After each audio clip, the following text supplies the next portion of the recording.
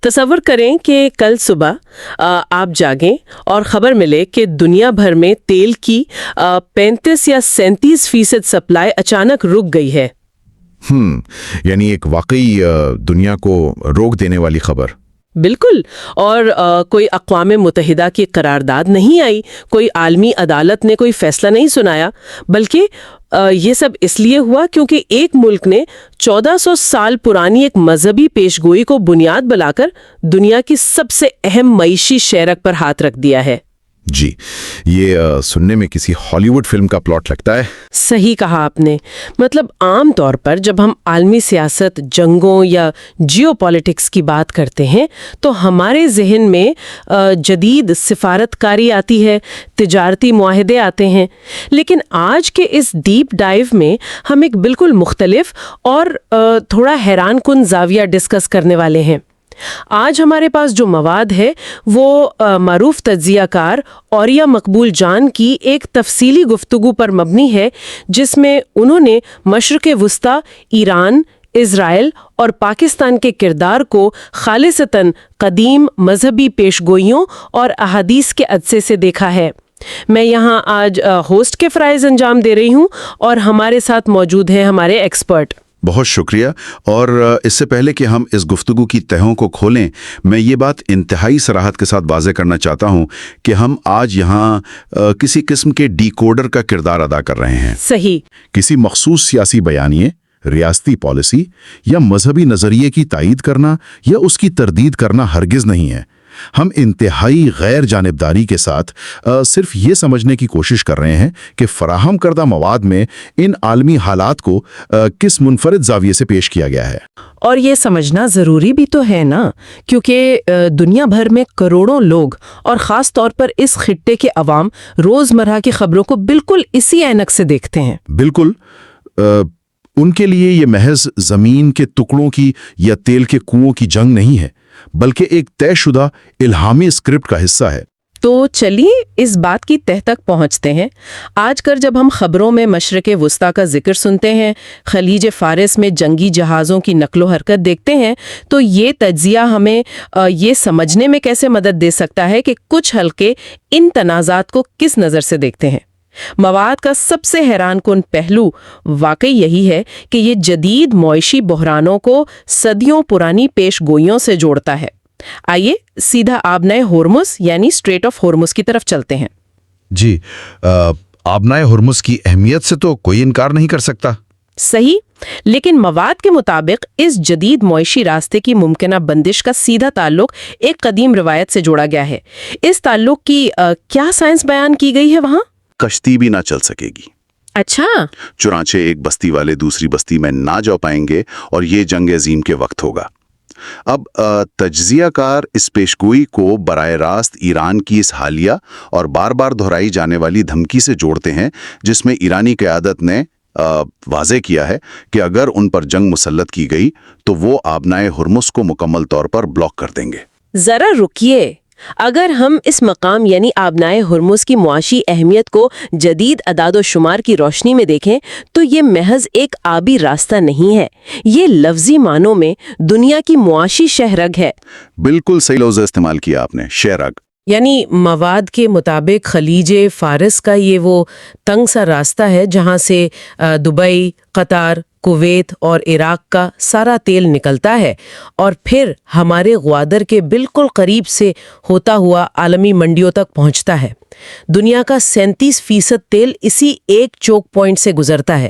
مطلب اگر وہاں واقعی ایک جنگی جہاز کھڑا کر کے اس راستے کو چوک کر دیا جائے تو اس کا مطلب صرف یہ نہیں کہ کچھ بحری جہاز لیٹ ہو جائیں گے، اس کا سیدھا مطلب عالمی منڈی میں تیل کی قیمتوں کا آسمان پر جانا ہے۔ ہاں، اور یورپ اور ایشیا میں فیکٹریوں کا بند ہونا اور انٹرنیشنل سپلائی چینز کا مکمل طور پر مفلوج ہو جانا۔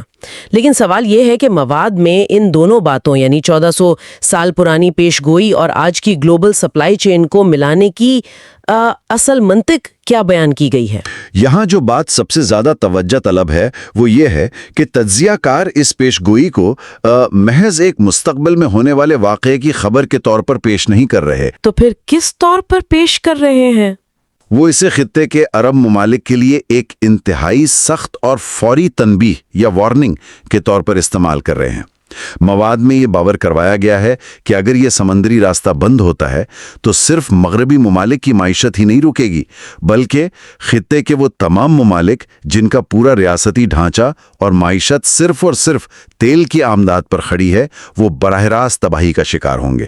یعنی ان کو ایک قسم کا الرٹ دیا جا رہا ہے۔ جی، اس روایت کو بنیاد بنا کر تجزیہ کار عرب دنیا کو یہ پیغام دے رہے ہیں کہ اگر وہ آج اس ممکنہ کشمکش میں ایران کا ساتھ نہیں دیں گے یا غیر جانبدار رہنے کی کوشش کریں گے تو اس معاشی شہرک کے کٹنے کے بعد وہ خود بھی اپنی تباہی سے نہیں بچ سکیں گے۔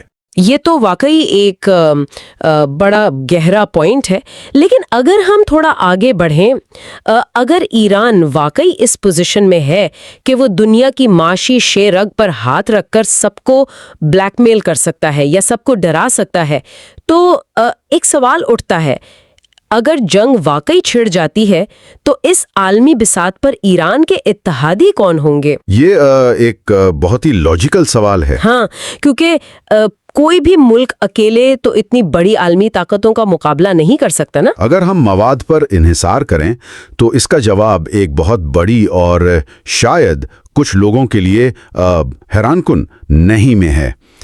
تجزیہ کار کا واضح طور پر یہ ماننا ہے کہ اس ممکنہ جنگ میں ایران کو عالمی اور علاقائی سطح پر بالکل تنہا چھوڑ دیا جائے گا۔ حیرت کی بات ہے، کوئی ایک ملک بھی نہیں؟ کوئی بھی اسلامی ملک بشمول سعودی عرب یا UAE ایران کی فوجی یا سفارتی حمایت کے لیے سامنے نہیں آئے گا، اور بات صرف مسلم امت تک محدود نہیں رہتی۔ مواد میں بہت دو ٹوک الفاظ میں یہ دعویٰ کیا گیا ہے کہ نہ تو چائنا اور نہ ہی رشیا ایران کا ساتھ دینے کے لیے میدان میں اتریں گے۔ اچھا، اس کی وجہ کیا بتائی گئی ہے؟ وجہ یہ بتاتے ہیں کہ موجودہ عالمی صورتحال اتنی گمبھیر ہے کہ کوئی بھی بڑی طاقت ایک ایسی نئی جنگ میں براہ راست الجھنا نہیں چاہتی جو تیسری جنگ عظیم کا پیش خیمہ ثابت ہو سکتی ہو۔ ذرا ایک منٹ کے لیے یہاں رکتے ہیں۔ یہ دعویٰ تو جیو پالیٹکس کے بنیادی اصولوں سے ہی ٹکرا رہا ہے۔ مطلب اگر ہم مذہب اور پیشگوئیوں کو ایک طرف رکھ بھی دیں تو بین الاقوامی تعلقات کی حرکیت یہ کہتی ہیں کہ چائنا اور رشیا کبھی یہ نہیں چاہیں گے کہ مشرق وسطیٰ میں اور خاص طور پر ایران جیسے ان کے اسٹریٹجک پارٹنر کے ملک میں امریکی بالادستی مکمل طور پر قائم ہو جائے۔ جی بالکل، عام طور پر ریاستیں اپنا اثر و رسوخ استعمال کرتی ہیں۔ تو پھر کیا مواد کے مطابق یہ تنہائی ایران کے لیے واقعی کوئی حتمی خطرہ ہے؟ آپ کا یہ استدلال بالکل درست ہے کہ عام حالات میں ریاستیں ایسا ہی کرتی ہیں، لیکن تجزیہ کار یہاں ایک بار پھر زمینی حقائق کو تاریخی واقعات اور مذہبی حوالوں کے ساتھ جوڑتے ہیں۔ وہ یہ دکھانے کی کوشش کرتے ہیں کہ اس خطے میں مفادات کتنے پیچیدہ اور تیزی سے بدلنے والے ہو سکتے ہیں۔ کوئی مثال دی ہے انہوں نے؟ جی، مواد میں افغانستان کے صوبے ہیلمنڈ کے ایک انتہائی چشم کشا واقعے کا ذکر کیا گیا ہے۔ وہ بتاتے ہیں کہ ایک وقت تھا جب افغانستان کے اندر امریکی اور برطانوی فوجیں طالبان کے ایک انتہائی سخت اور جان لیوا گھیرے میں آ گئی تھیں۔ اچھا، ان کا وہاں سے نکلنا ناممکن نظر آ رہا تھا، اور اس وقت آپ اندازہ لگائیں کہ ان مغربی فوجیوں کو بچانے کون آیا؟ کون آیا؟ بظاہر امریکہ کے سب سے بڑے اور قطار نظریاتی دشمن یعنی ایرانیوں نے جا کر ان امریکی اور برطانوی فوجیوں کو وہاں سے بحفاظت نکالا تھا۔ ویٹ، واقعی یہ تو وہی بات ہو گئی کہ دشمن کا دشمن دوست ہوتا ہے، یا ضرورت پڑنے پر بدترین دشمن بھی ایک دوسرے کو ریسکیو کر سکتے ہیں۔ یہ واقعہ تو اس بات کی کلی کھول دیتا ہے کہ جب بات ریاستوں کے اپنے مفادات کی آتی ہے تو نظریات یا اصول کہیں پیچھے رہ جاتے ہیں۔ بالکل، اور اسی بے رحم زمینی حقیقت اور ریاستوں کی اس خود غرضی کو تجزیہ کر ان قدیم حدیث کی طرف موڑتے ہیں۔ وہ ایک اور انتہائی اہم حدیث کا حوالہ دیتے ہیں جس کے مطابق لوگوں میں سب سے پہلے فارس یعنی ایران والے ہلاک ہوں گے اور پھر ان کے پیچھے عرب والے۔ مواد کے مطابق اس تباہی کے بعد عربوں کے درمیان طاقت کی کشمکش اور بقا کی ایسی جنگ شروع ہوگی، ایک ایسا فتنہ برپا ہوگا جو سب کو ہلاک کر دے گا، یہاں تک کہ قریش جیسا مضبوط اور تاریخی قبیلہ بھی اس تیزی سے ختم ہوگا کہ اس کا نام و نشان مٹ جائے گا۔ تو یعنی اس تنہائی کا تعلق ان پیشگوئیوں سے ہے؟ جی، تجزیہ کر کے اس پورے بیانیے کا نچوڑ یہ ہے کہ ایران کی یہ موجودہ سفارتی تنہائی، چین اور رشیا کی خاموشی اور عرب ممالک کا کنارہ کش رہنا، یہ سب دراصل ان اٹل پیشگوئیوں کے پورے ہونے کا ناگزیر حصہ ہے، اور کوئی بھی انسانی سفارتکاری اسے روک نہیں سکتی۔ جب ہمارے بالکل پڑوس میں یعنی ایران میں اتنی بڑی تباہی کے بادل منڈلا رہے ہوں اور افغانستان کی سرحدوں پر بھی کشیدگی ہو، تو ظاہر ہے ہر ذہن میں سب سے پہلا سوال یہ ابھرتا ہے کہ اس ساری خوفناک بساط پر پاکستان کہاں کھڑا ہے؟ یہ پاکستان کے حوالے سے ایک بہت ہی احساسی موضوع ہے۔ جی، اور مواد کے اندر پاکستان کے حوالے سے ریاستی مفادات اور عام عوام کے جذبات کے درمیان ایک بہت ہی واضح اور گہری کشمکش کا ذکر کیا گیا ہے۔ ہاں، اور یہ کشمکش صرف سطحی نہیں ہے، بلکہ یہ پاکستان کے ریاستی وجود اور اس کے معاشرتی تانے بانے کے بالکل اندر تک پیوست ہے۔ مجھے یاد ہے مواد میں اس کشمکش کو سمجھانے کے لیے پنجابی کے بہت ہی مشہور شاعر انور مسعود کے ایک شعر کا حوالہ دیا گیا تھا۔ اس نے صورتحال کی بہت زبردست عکاسی کی۔ تجزیہ کار نے شعر پڑھا تھا کہ کالاں دے نال کان ماریے، اداریاں صدیاں تے امریکہ نال یاریاں۔ بہت ہی اعلیٰ مثال ہے یہ۔ اور اگر ہم اس کی تشریح کریں تو یہ دراصل ہماری قومی نفسیات پر ایک بہت گہرا طنز ہے۔ اس شعر میں کلیاں یا کووں سے مراد ملک کے عام عوام ہیں جو بظاہر بے بس ہیں، جن کی خواہشات کچھ اور ہیں۔ مواد بتاتا ہے کہ پاکستان کے عام لوگ، خاص طور پر اہل تشیع کمیونٹی اور عام مسلمان، جذباتی طور پر ایران کے ساتھ کھڑے ہونا چاہتے ہیں، لیکن دوسری طرف ریاست کا بیانیہ ہے کہ ہماری یاریاں یعنی ہماری اسٹریٹجک پارٹنرشپس تو امریکہ اور مغرب کے ساتھ ہیں۔ اور تجزیہ کار نے ریاست کی اس مجبوری یا اس پالیسی کے پیچھے چھپائے اسباب کو انتہائی تلخ حقائق کے ذریعے بے نقاب کیا ہے۔ وہ بتاتے ہیں کہ ریاست ایسا کیوں کر رہی ہے۔ وہ 21.9% کے فوراً بعد کی صورتحال کا حوالہ دیتے ہیں۔ اس وقت کیا ہوا تھا؟ ان کے مطابق جب بھی پینٹاگون یا واشنگٹن کی طرف سے پاکستان کی حکومت یا اسٹیبلشمنٹ کو کوئی شاباشی ملتی ہے یا تھپکی دی جاتی ہے تو بجائے خوش ہونے کے اندرون خانہ خوف کی ایک لہر دوڑ جاتی ہے۔ خوف کیوں؟ کیونکہ تاریخ بتاتی ہے کہ ماضی میں ایسی ہی امریکی شاباشیوں اور ان کی جنگوں میں صف اول کا اتحادی بننے کے نتیجے میں پاکستان نے مبینہ طور پر 75,000 لاشیں اٹھائی ہیں۔ مواد میں یہ انتہائی سنگین نعوہ بھی دہرایا گیا ہے کہ ہم نے 600 لوگوں کو پیسوں کے عوض بیچا۔ یہ واقعی بہت تلخ حقائق ہیں۔ اور اب آج کی صورتحال دیکھیے۔ تجزیہ کار کا دعویٰ ہے کہ پاکستان کو ایک نیا آرڈر یا ٹاسک مل چکا ہے، اور وہ یہ ہے کہ اسے افغانستان میں موجود داعش کی شاخ یعنی ISIS کے خلاف کارروائی کرنی ہے۔ ریاست اس قدر بری طرح پھنس جائے گی کہ اس کے پاس اس بات کی گنجائش یا ہمت ہی نہیں بچے گی کہ وہ ایران کی کوئی عملی مدد کر سکے۔ تو اس سب کا مطلب کیا ہے؟ ہم تو بچپن سے اسکول کی کتابوں میں علامہ اقبال کا وہ شعر پڑھتے اور سنتے آئے ہیں کہ ایک ہو مسلم حرم کی پاسبانی کے لیے نیل کے ساحل سے لے کے طباخہ کے کشگر۔ کیا تجزیہ کار یہ نتیجہ اخذ کر رہے ہیں کہ مسلم امہ کا یہ تصور مکمل طور پر دفن ہو چکا ہے؟ اگر آپ مواد کا بغور جائزہ لیں تو تجزیہ کار کے نزدیک اس کا جواب 100% اس بات میں ہے۔ ان کا استدلال ہے کہ پرویز مشرف کے دور سے ریاست پاکستان نے جو نیا بیانیہ اپنایا، جسے ہم پاکستان فرسٹ کے نعرے سے جانتے ہیں، اس بیانیے نے امت کے اس آفاقی تصور کی جڑیں کاٹ دی ہیں۔ یعنی بارڈرز اور نیشنل انٹرسٹ سب سے اوپر آ گئے۔ جی، مواد میں نبی اکرم صلی اللہ علیہ وسلم کی اس مشہور حدیث کا حوالہ بھی دیا گیا ہے، جس میں پوری مسلم امہ کو ایک جسم واحد سے تشبیہ دی گئی تھی۔ لیکن تجزیہ کار انتہائی دکھ کے ساتھ یہ ثابت کرتے ہیں کہ آج کی جدید ریاستوں کے دور میں یہ جسم واحد والا تصور مٹ چکا ہے۔ واقعی کوئی پریکٹیکلی تو نظر نہیں آتا۔ آج کے دور میں نہ تو کسی ریاست کو کاشغر کے مسلمانوں کی پرواہ ہے، نہ ہی کوئی نیل کے ساحل پر ہونے والے مظالم پر فوجیں بھیجنے کو تیار ہے، اور نہ ہی غزہ کے حالات پر کوئی عملی قدم اٹھایا جا رہا ہے۔ ہر ملک اپنی کرنسی کی قدر اور اپنے قومی مفادات کے خول میں قید ہو چکا ہے۔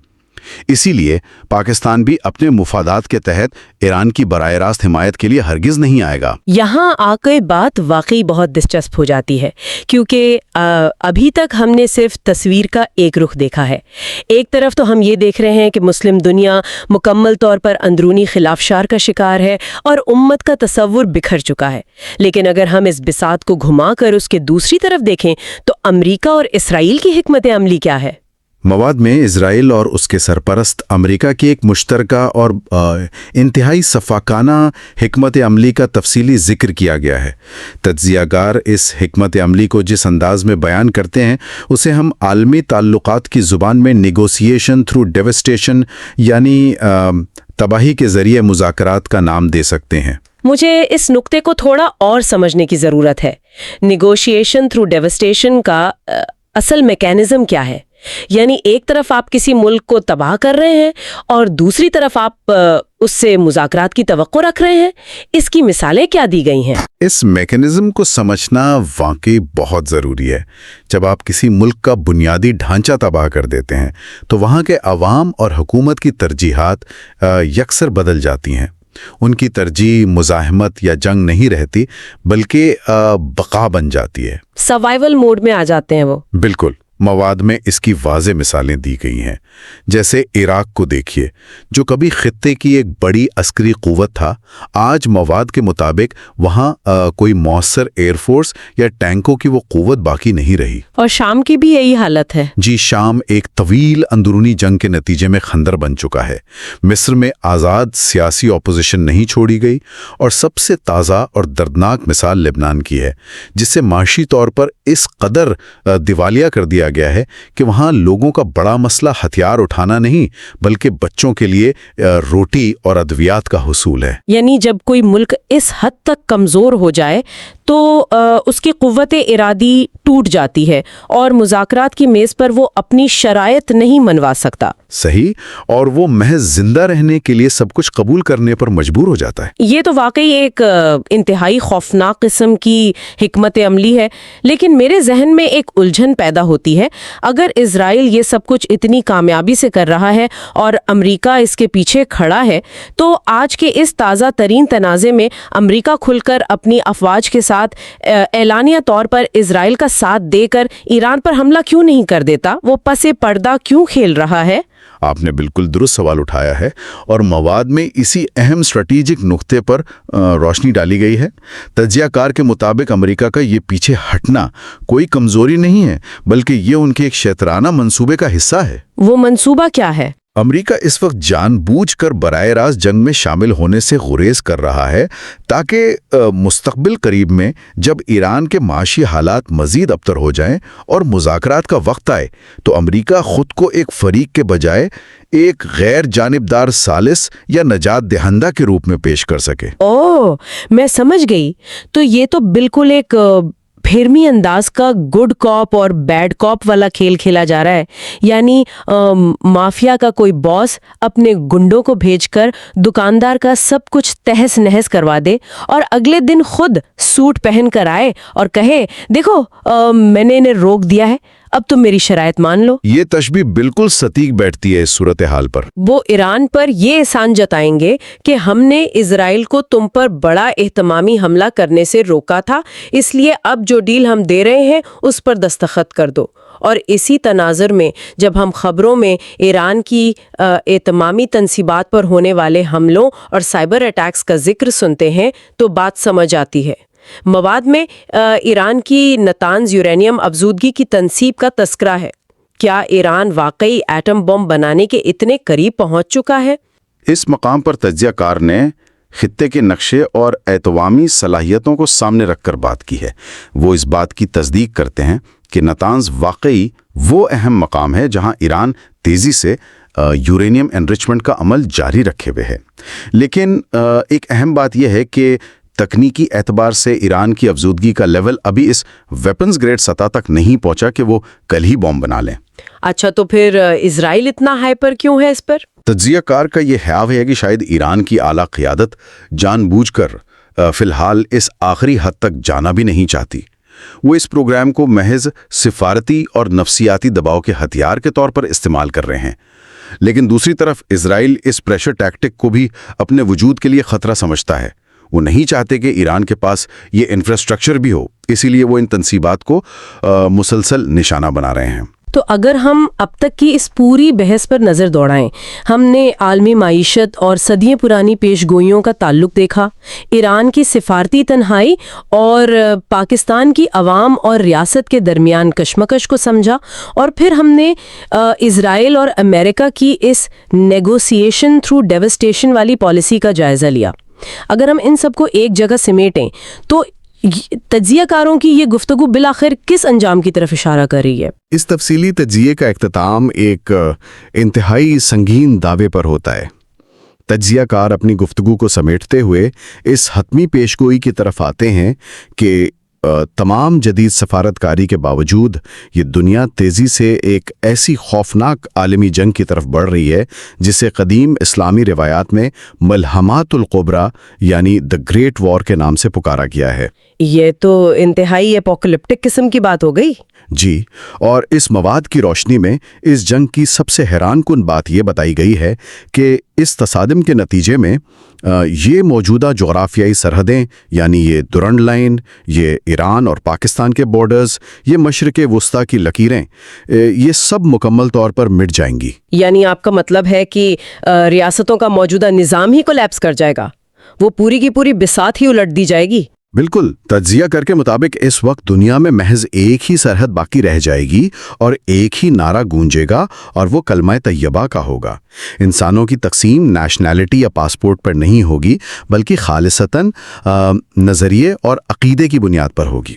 تو اس کی شروعات کہاں سے ہو رہی ہے مواد کے حساب سے؟ مواد انتہائی وثوق سے پیشن گوئی کرتا ہے کہ جو چنگاری اس وقت غوزہ کی پٹی سے اٹھی ہے وہ بہت تھوڑے ہی عرصے میں پوری مسلم امہ کو اپنی لپیٹ میں لے لے گی، اور اس آخری جنگ کا مرکز واشنگٹن یا بیجنگ نہیں بلکہ بیت المقدس ہوگا۔ صحیح۔ تجزیہ کار ایک اور حدیث کا حوالہ دیتے ہیں کہ قیامت تک حق پر قائم ایک گروہ مسلسل جہاد کرتا رہے گا اور ان کے دشمن انہیں نقصان نہیں پہنچا سکیں گے، اور وہ گروہ بیت المقدس اور اس کے گرد ہوگا۔